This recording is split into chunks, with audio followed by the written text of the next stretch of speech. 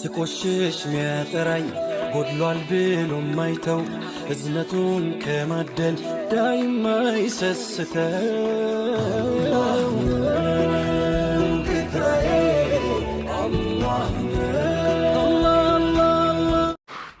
akkam nagaa jirtu ijoollee Oromoo nagaa keessanii jirtu qaaliiwwan koo qimamiiwwan koo qaalii mana madaamii suwiitiiwwan koo jirtu har'a isin galatoomsachuu dhufe viidiyoo kee kana koppiliin naa godha Beerut irraa Saawud irraa Dubaay irraa Chaarjaa Abdaab irraa ijoollee mana madaamii keessa gola madaamii keessa hojjettan garraamiiwwan koo qaaliiwwan koo har'a maqaa keessa yaamu dhufe maqaa keessa danda'ee yaamu walumatti qabeetan isin galatoomsachuu dhufe waan isin naa gootan taarikii isin naa hojjettan seenaa isin naa dalagdan waan isin na bira dhaabbattan gaafa makkoo gaafa rakkoo na bira jirtan hunda keessan galatoomsachuu dhufe viidiyoo kana waan biraa isin barbaadu koppiliinkii naa godha bicha koppiliinkii bicha laayikiin barbaadu komentiin barbaadu koppiliinkii bicha naa gootan tokko yata isin jammara rakkoo amma deemu dubbachuu deemu kana jechuudha. Obboleettii teenya Gannii Horoo dhukkubee ture dhukkubee mana yaalaa seentee turte ummanni Oromoo karaa tiiktookanis gargaaranii turanii galatoomaa isiniin jechuu barbaada karaa kiyyaanii karaa kootiin immoo jiijii gargaarti isinaan jedhanii na gaafatanii hayyee je'ee waatsaappii guruppii hidhee akkaawuntii Imaraatii osoo hin taane akkaawuntii Biraazarii yookiin obboleessa Gannii irratti gargaarsa ijoolleen mana madaamii maqaan isaanii dhaamee hin xumuramne kan hin beekamne malkiin isaanii eenyu akka ta'e kan hin beekne ishee isii anuu kan hin beekne waan qabanirraa hirmaatanii fi birrii Itoophiyaa 100 naannoo 800 yookiin 80 akkas guurameefii ture birrii Itoophiyaa jechuudha. Warroota kana garuu suuras waraqaa isaaniitis Ganniifis sheer godheetan ture gammeefis sheer godheetan ture garuu ijoollee mana madaamii qimamoota kana garraamiiwwan koo kana namni tokko galatoomaa isintu nu galche jedhee namni akkaawuntii Itoophiyaatiin birrii galchesan gadi bahee ijoollee kana galatoomsatti tokko hin jiru hangarraatitti jechuudha. Ani immoo tiijiin keessan karaa Amaaratiin ijoolleen Amaaraa 2 karaa Sooyyee yookiin Kiloree Oromootiin nama lamatu birrii Itoophiyaa 7,700 naa galche maqaa tiijitiin hundi nama guruppii kanatti kan hidhe ana waasaappiidhaanii namni waan gaarii gaafa hojjetu hin yaamamtu gaafa waan hamaa hojjetamte yaamamtaa suni I am underside now to ani har'a naa galee jechuudha. Gaafa namni waan gaarii hojjete hin yaamamtu gaafa waan hamaa hojjette garuu tokkoffaratti kan yaamamu siidha. Ijoolleen mana madaamii keessa jiran garraamiin maqaan isaanii yaamamuun barbaanne Beerut irraa 7,000 asii gamanaa walitti guuranii maallaqa kan akkaawuntii isiit irratti birrii 100 Itoophiyaaf 800 naannoo akkasiitu galee waraqata kana gara sadeenufuu ergeetan jiranii garuu jara sadeen kanaa ebaluu kenna jee maqaa isaanii suuraa isaanii ergeeffan ture namni waan ijoollee kanaa irraa dubbate tokko hin jiru.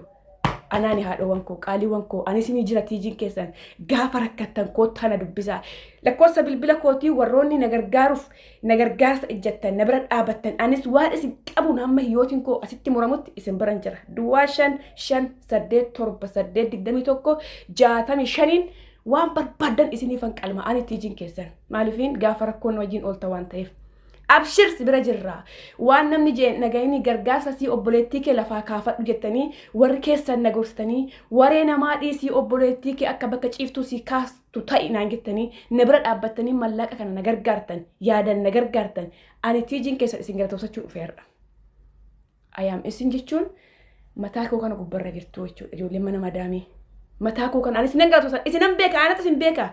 Waan isin naa gooltan kana rabbitti isinii kennani namni homaa si fayyadu obboleettii kooti namaaf miti kan kennite waaqayyo bakka kana fuuta san itti isinii haa deebisu rabbi nagaan haadha keessanitti isinii haa galchu rabbi nagaan waan rakkattanii rakkoo tokko nama Oromoo dura isin hin dhaabin rabbi bakka kana fuuta san itti isinii haa guutu waaqayyo namni quba isin hin qabne sun rabbiin mana keessatti quba isin haa qabaatu wareen nama faayidaan qabu jechi nama faayidaan qabu jechi waaqayyo mana keessatti haa qubatu ija Oromoo dura isin dhaabin dakka kanarra maal barbaadarree ebilu maqaa keessa yaameef hin ta'u bar ውድ ተመልካቾቼ ቪዲዮውን አረጅም ያለው ቅርታ አርጉልኝና በቲጂ ስም ገኒ ሆሮን ያገዛችሁት ሰዎች በኦሮምኛ ሳይሆን በአማራ በኩል 2 3 4 ልጆች በኔ ስም በአካውንቷን ያስገባችሁ እህት ወንድሞቼ በጣም ነው የሚያመሰግነው ዛሬ ከልቤ ነው የሚያመሰግናቸው እግዚአብሔር ችግር አያጋጥማቸው የሰው ፊት አስቆማቸው ጌታ የተባረከ ምግብ የተባረከ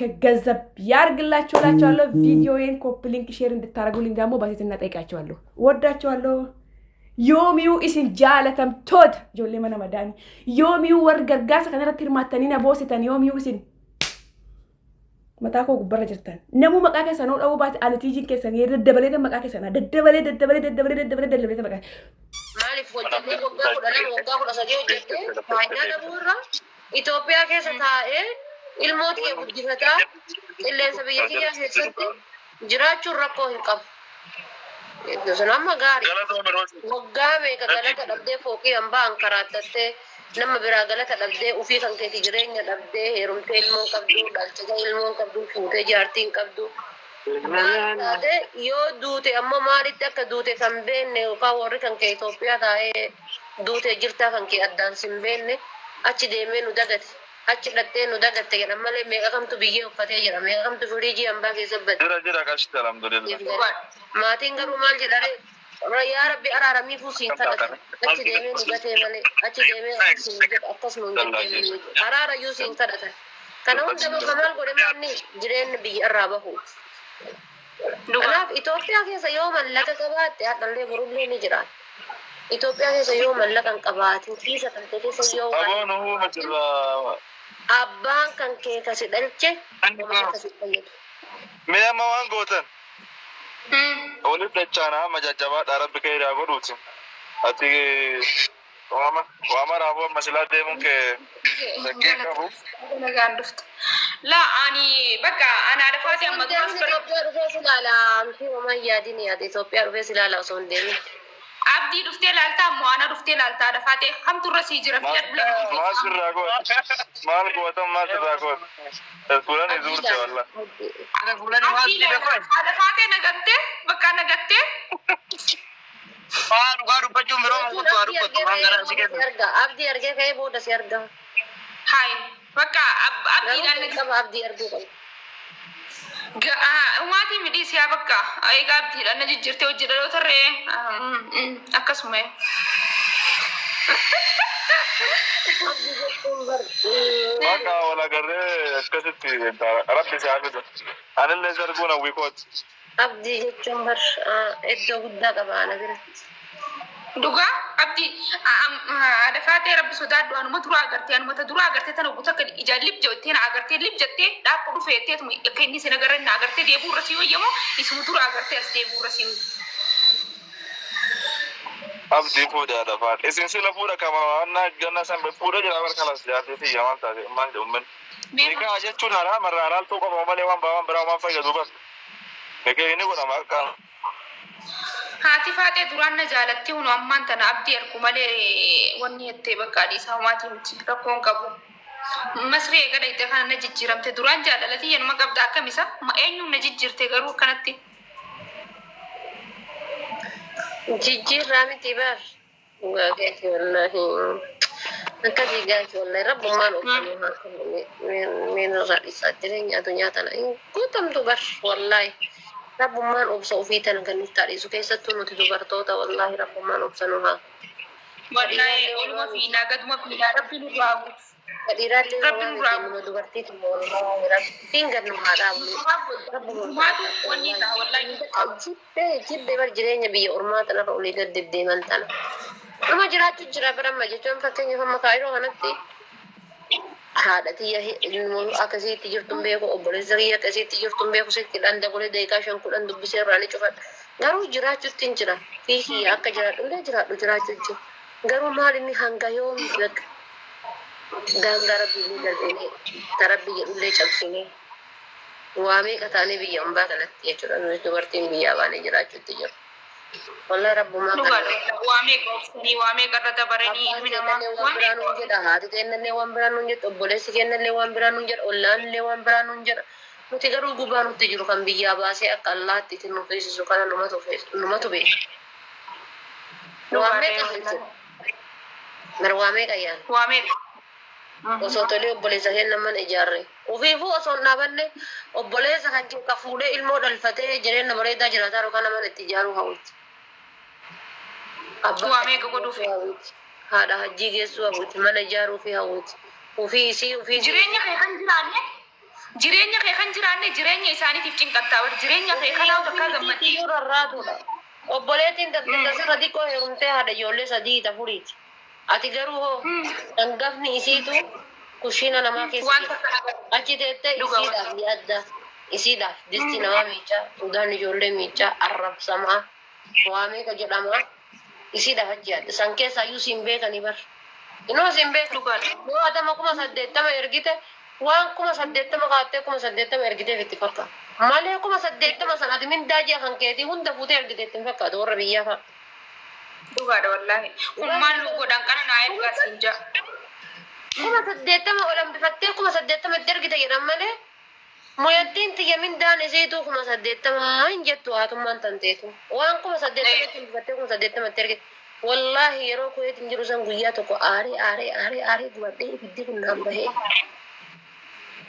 Meeshaa raashinaa kan ji'a zayitii kana kaartoonii nama akkam habaadhadhe kaartooniin tokkichi firee jaha qabata. Harkiin sadii 4 qabata. Guuree bishaan kana guuree ruuzii kana dhiibee gudda baasee waan liifti kaa'ee sukkaara kana harkisee ana achiraan onneen teetun garaa qullii gadi na taateertu naa dawwalan. Rabbi sitti hin fidin. Maasariin heloo gisee isin naan jettu laal. Ibidda ani itti baafadhe anuma rabbi beeka ibidda ani itti baafadhe. Rabbummaan takkittii teessan Itoophiyaatti isin hin hambisinii waan hin argisin agarsiisudha du'aa kadhadhe. Gad taa'ee wallaahi. Rabbummaan biyyaa isin baase hanga abbaa kiyyaa obboleeyyan tiyya baatu bakka gubadhee jechuun argite. Maaliif siin beekan? Sii dhugatan.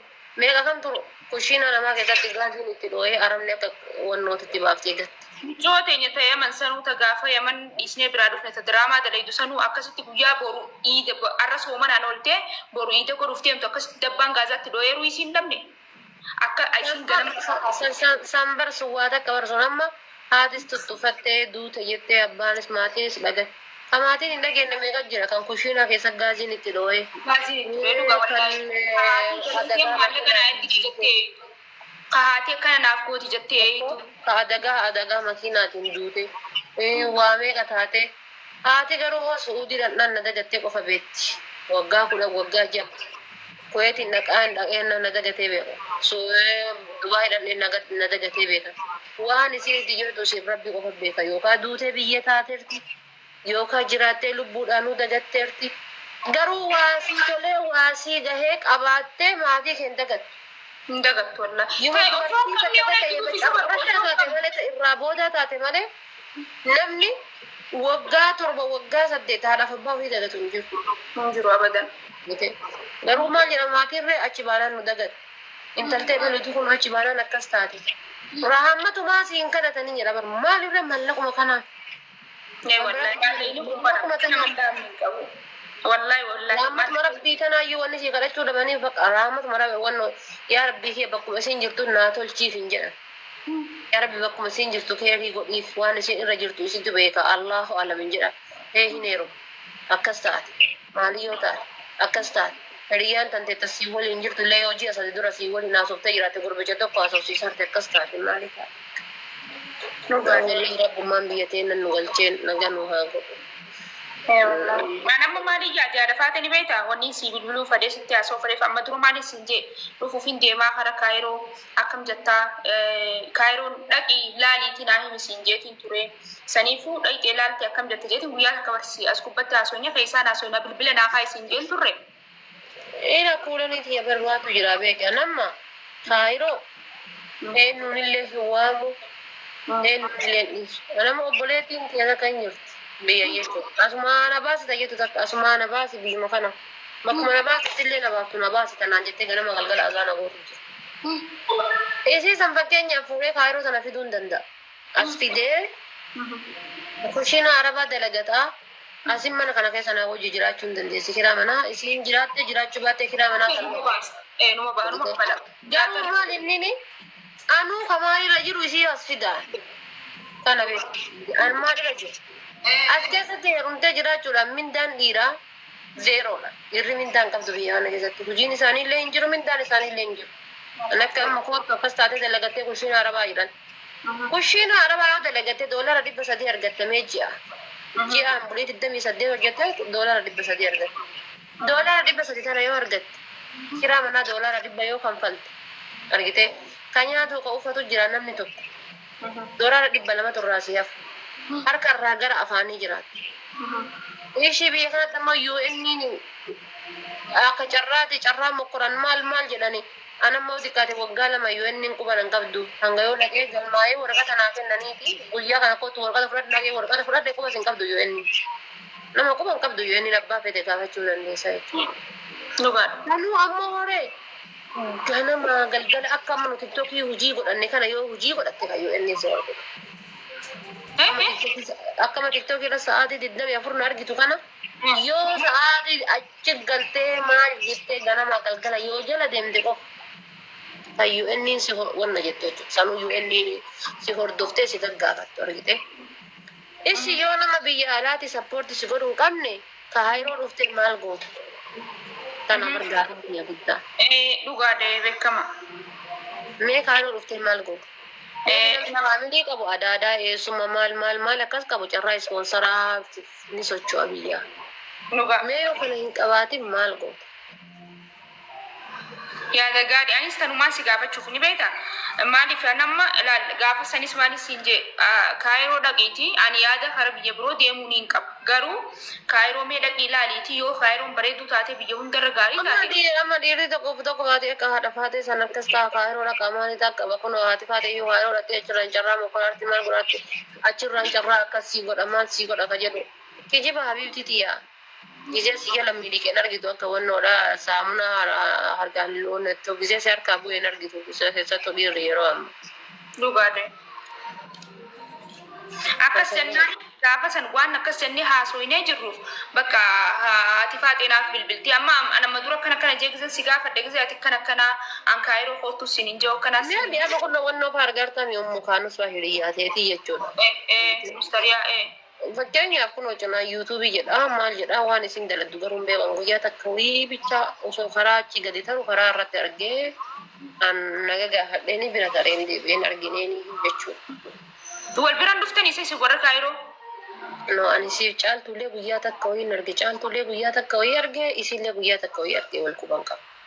An amma kaayiroo yoon dhufe yaada faatee na biraan dhuftu si biraan dhufu akkasii asii bakka gisee kaayiroo dhufa. Nama walitti seenu. Warri kaayiroo barrii tanaaf wal quban qabani kaayiroo. Maali akkasni abdiin akkasni? Barrii wallaaltu tana lamaanitti wal quban qabu warri kaayiroodha. Tokkoffaa guyyaa rafaa oolanii. Amma sa'aatii kana osoo manni fedhe gubate kaayiroo keessa namni ka'ee dhaamsu hin jiru. Halkan ammoo gizee lafaa ka'e namni kamiyyuu dukkana manuma ofii keessa waan goggodhatee tumaan deebee gachiisa. Gabba'uun hin jiru. Eessa gabbaa taree halkan waarii kibbee. Nama sanuu hajaa qabutu sa'aatii